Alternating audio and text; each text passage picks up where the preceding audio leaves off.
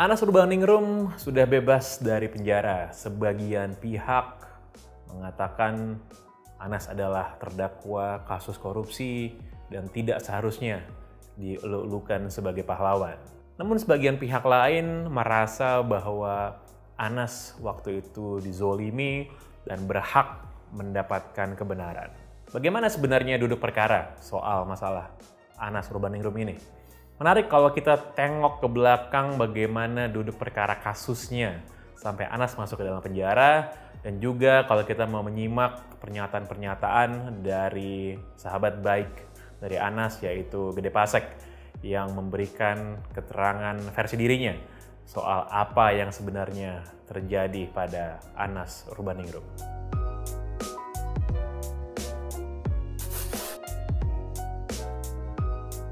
April 2023 menjadi waktu yang paling ditunggu bagi mantan Ketua Umum Partai Demokrat, Anas Urbaningrum. Tak hanya dirinya, kebebasannya dari kurungan jeruji besi selama 8 tahun juga ditunggu oleh para sahabat dan loyalisnya. Namun, tak sedikit yang beranggapan bahwa bebasnya Anas akan menjadi momok yang menakutkan bagi Partai Demokrat. Benarkah demikian?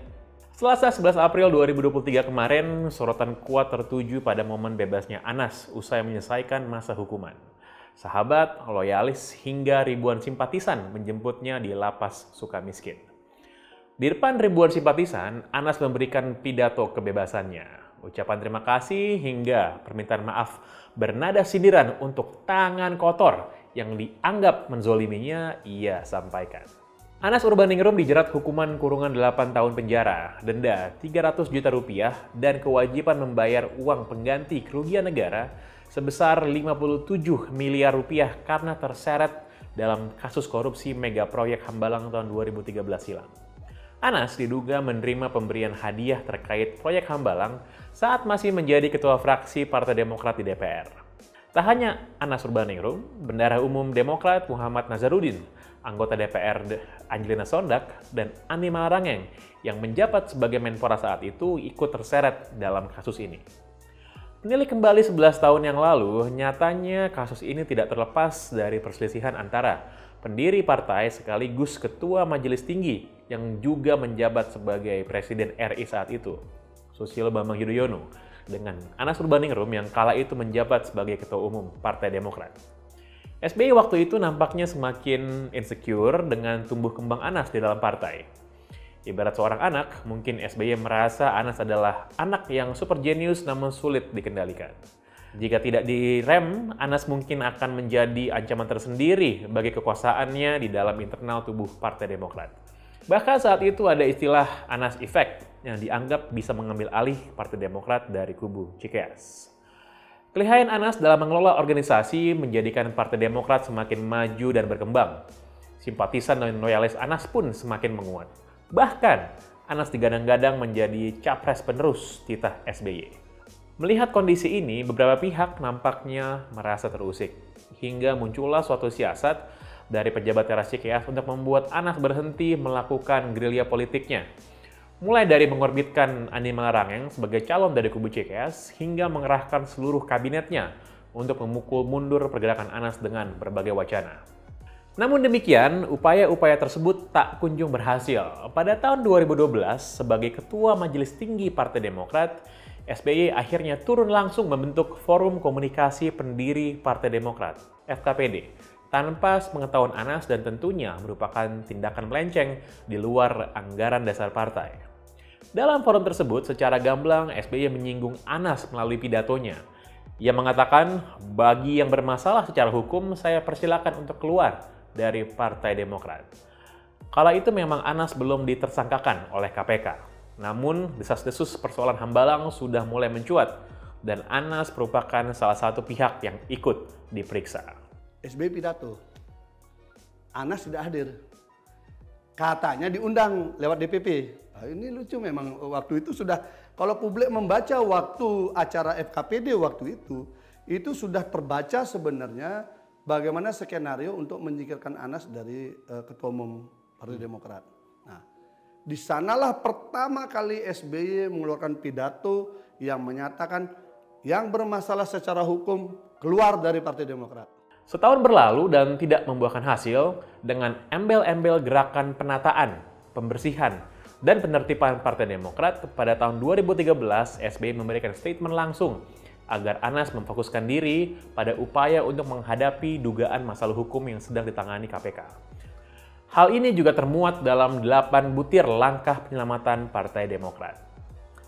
Jika diurut secara kronologis, pada tanggal 4 Februari, SBY mulai melontarkan statement kontroversial yang ditafsirkan sebagai perintah untuk mendesak KPK saat ia berada di Jeddah. Ia mengatakan, dari tanah yang mulia ini saya meminta KPK untuk mengambil keputusan yang eksklusif. Kalau salah, ya salah. Kalau tidak salah, saya ingin tahu kenapa tidak salah. Tentunya, statement Presiden merangkap Ketua Majelis Tinggi Partai Demokrat ini menimbulkan kontroversi. Frasa, kalau tidak salah, saya ingin tahu kenapa tidak salah, dianggap sinyal kuat kepada KPK untuk segera menaikkan status Anas menjadi tersangka tanpa dalih apapun. Ketika tanggal 4 itu kan jelas pidato SBY kepada KPK. Spesial sekali. SBY pidato dari Jeddah menyampaikan kepada KPK dengan bahasa, kalau salah katakan salah, kalau tidak salah tolong jelaskan kenapa tidak salah. Mestinya kalau salah katakan salah, kalau benar ya katakan benar. Kalau terbukti katakan terbukti, kalau tidak terbukti katakan tidak terbukti. Itu logikanya. Nah, karena narasi kalimatnya seperti itu bahasa politik yang dibaca, pesan kekuasaan kepada KPK. Selang 3 hari kemudian, muncul statement Syarif Hasan di media yang menyatakan bahwa Anas sudah menjadi tersangka. Pukul 7 malam, di hari yang sama, beredar pula surat perintah penyidikan yang ditandatangani 2 komisioner KPK, yaitu Abraham Samad dan Bambang Wijoyanto. Ketidakseragaman taktik dan siasat antara Cikeas dan KPK ini lagi-lagi membuat kubu Cikeas harus menyiapkan strategi baru. Sehari kemudian, SBY menyampaikan 8 butir langkah penyelamatan Partai Demokrat dan salah satu butirnya memuat sinyal agar Anas Urbaningrum segera mundur. Menanggapi hal ini, tidak ada satupun anggota Majelis Tinggi yang bergeming, kecuali Anas yang menolak secara tegas butir-butir tersebut. Titik inilah kemudian yang dianggap sebagai langkah kudeta SBY terhadap Anas Urbaningrum. Ada rapat Majelis Tinggi. Anas hadir, Marzuki Ali hadir, Ibas hadir, Joni Allen juga hadir, hanya mereka semua diam. SBY di sana menyatakan ada 8 butir penyelamatan Partai Demokrat. Ke-8 butir ini isinya yang tadi itu, salah satunya. Itu kalau salah Mas Anas butir ke-7 tuh. Jadi 8 butir ini semua isinya adalah Ketua Majelis Tinggi ngambil alih semua. Itu artinya itulah kudeta yang sudah akhirnya beliau turun tangan langsung, beliau rapatkan, beliau ambil tanpa melalui Kongres. Dia ambil itu semua. Masih di bulan yang sama, SBY mendesain Rapimnas yang diduga akan berujung sebagai konferensi luar biasa. Selang seminggu kemudian, benar saja, Anas dinaikkan statusnya menjadi tersangka oleh KPK. Banyak yang menilai kasus Anas merupakan kasus yang direkayasa dan diada-adakan. Hal ini nampak jelas dari dakwaan yang dilayangkan KPK kepada Anas atas dasar korupsi kasus Hambalang dan proyek lainnya. Frasa dan proyek lainnya mengisyaratkan bahwa jika Anas berhasil lolos dari kasus Hambalang, maka pengadilan mungkin saja akan mendakwanya dengan kasus proyek lainnya. Dengan memasukkan dakwaan kasus Hambalang dan proyek lainnya. Jadi bahasa dan proyek-proyek lainnya, ini yang penting tersangka dulu Anas. Nanti kita cari, masa sih nggak ada, kira-kira begitu. Padahal di dalam KUHP tidak boleh ketidakjelasan di dalam dakwaan orang. Tak hanya soal dakwaan, mekanisme jalannya sidang pun terlihat cukup janggal. Dimulai dari sidang yang berlangsung hingga pukul 3-4 dini hari, tidak disiarkannya sidang secara langsung dan terbuka, dan juga hasil peninjauan kembali yang baru turun setelah 2 tahun lamanya. Bahkan pencabutan keterangan oleh Rosa dan Clara serta kesaksian yang disampaikan secara gamblang oleh Julianis hingga tidak ditemukannya fakta sidang manapun yang menyatakan bahwa adanya kerugian uang negara yang disebabkan oleh Anas tetap saja tidak berhasil membuat ia lolos dari jerat hukum. Sahabat dan loyalis Anas tak sedikit yang kemudian hengkang dari partai berlambang bintang Mercy ini. Salah satunya adalah Igede Pasek Suwardika, sahabat sejati yang sempat menjadi sekjen Perhimpunan Pergerakan Indonesia suatu ormas yang dimotori oleh Anas Urbaningrum pada tahun 2013. Kini menakodai berdirinya Partai Kebangkitan Nusantara yang ditujukan sebagai kendaraan politik sang putra fajar Nusantara pasca bebas. Bersama loyalis akar rumput Anas, Gede Pasek membawa PKN menjadi partai peserta pemilu 2024 mendatang.